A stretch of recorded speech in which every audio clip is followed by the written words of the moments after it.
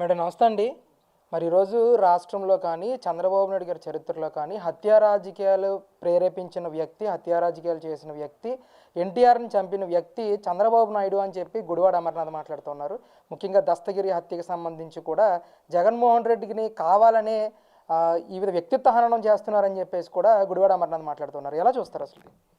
ఎలా చూస్తారంటే దెయ్యాలు వేదాలు వల్లిస్తున్నట్టు అనిపిస్తుంది అనమాట. ఎందుకంటే హత్య రాజకీయాలు వెన్నుపోటు అని చెప్పేసి మాట్లాడుతున్నావు. మరి రామారావుకు వెన్నుపోటు పొడిచి అది పెట్టుకొని తిరుగుతున్నామని చెప్పి నువ్వు మాట్లాడావు.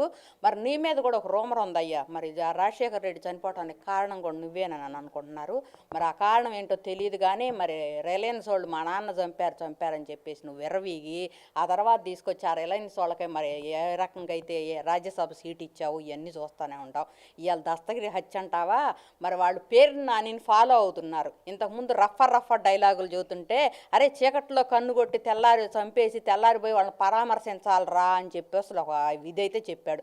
నిజంగానే రవీంద్రారెడ్డి అదే పని చేశాడు అనమాట. ఆయన మీద ఎలిగేషన్ ముందేమో తెలియలే పాపం ఆ ఫ్యామిలీ వాళ్ళకు కూడా. మరి ఆయన మీద ఎలిగేషన్ రాకుండా ఉండాలని చెప్పేసి ఆయన పరామర్శించడం జరుగుతుంది.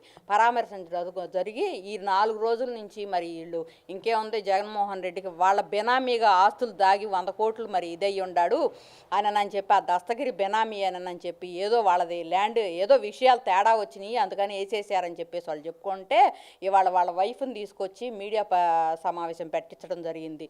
మరి మా ఆయన చావుకి వాళ్ళు కాదు కారణం అంటే 4 రోజులు పట్టిందమ్మ మీ ఆయన చావుకు కారణం వాళ్ళు కాదని నువ్వు చెప్పడానికి. అందుకని చెప్పేసి ఇట్లాంటి బెదిరింపు ధోరణులు అయితే ఉంటాయి, అవన్నీ మాకు తెలుసు.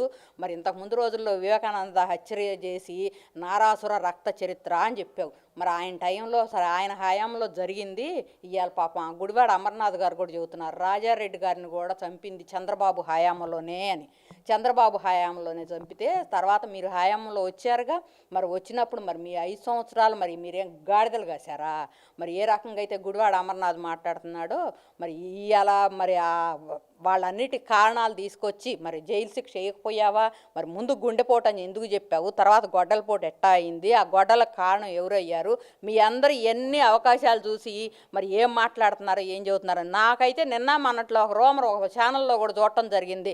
మరి మావి గారు నచ్చలేదు అందుకని అమర్నాథ్ పక్క సూపులు చూస్తున్నాడు. ఎట్టాగు పోయింది తెలుగుదేశం పార్టీలో నుంచి పోయాడు, మళ్ళీ ఇప్పుడు వచ్చేది ఆ పార్టీలోకి అయితే రావటం బాగోదులే అని చెప్పేసి ఆ పార్టీని విమర్శ చేశానని చెప్పి జనసేన వైపు పక్క సూపులు చూస్తున్నాడు అని అంటే ఆ పక్క సూపులు చూస్తున్నామని రోమర్ వచ్చిందయ్యా.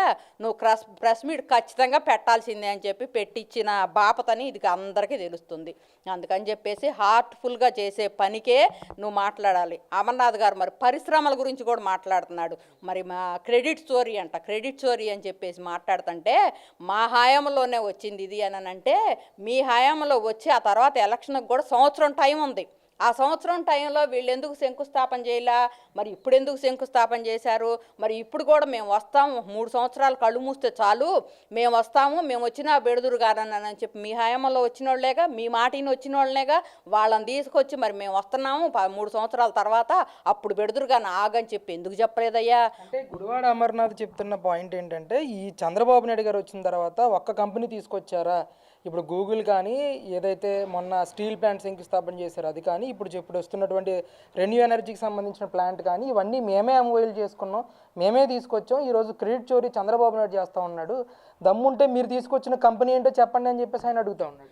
దమ్ము ధైర్యాల గురించి నువ్వు మాట్లాడుతుంటే నువ్వు దావోస్ వెళ్ళి సరిపడుతుందని ఎట్టొచ్చావో అప్పుడు తెలిసింది. మరి విశాఖలో మరి ఎట్లా అయితే పెట్టి ఆ రోజు మరి వచ్చిన వాళ్ళు నూడిల్స్ వాళ్ళని వీళ్ళని తీసుకొస్తే వాళ్ళు ఎట్టా ఫుడ్ దగ్గర కొట్టుకోవటం అవన్నీ ఎట్ట కనపడ్డాయో తర్వాత కొంతమంది గుర్తుపట్టి మిమ్మల్ని ఎక్కడో చూసాము అని అంటే పలానా సమ్మిట్కి వెళ్ళాము, విశాఖ సమ్మిట్కి వెళ్ళాము, ఆ సమ్మిట్లో అని చెప్పి వాళ్ళు ఐడెంటిఫై చేయటం ఇవన్నీ కథలన్నీ బయటపడ్డాయి. మేము తెచ్చాము అని చెప్పి మీరు రుజువు చేయడానికి మీ పేరు మీద ఏమన్నా ఇవన్నీ తెచ్చినవి అన్నీ ఉండయ్యా? మరి మీరు తెచ్చినప్పుడు మీ హయాంలో శంకుస్థాపన జరగాలి. అప్పటి నుంచి ఆగిపోయి ఇప్పుడు ఎందుకు వచ్చినాయో నాకు అర్థం కావట్లా. మరి ఆ వచ్చే వాళ్ళని కూడా మీరు ఆగండి మేమే వచ్చేది మా టైంలో శంకుస్థాపన చేద్దామని చెప్పుకోవచ్చుగా. మరి అదంతా కాదు మా నల్ల ఏం కాదు. మరి చంద్రబాబు తెచ్చినవి ఏందో చెప్పమని చెప్పేసి నువ్వు మాట్లాడుతున్నావు కదా.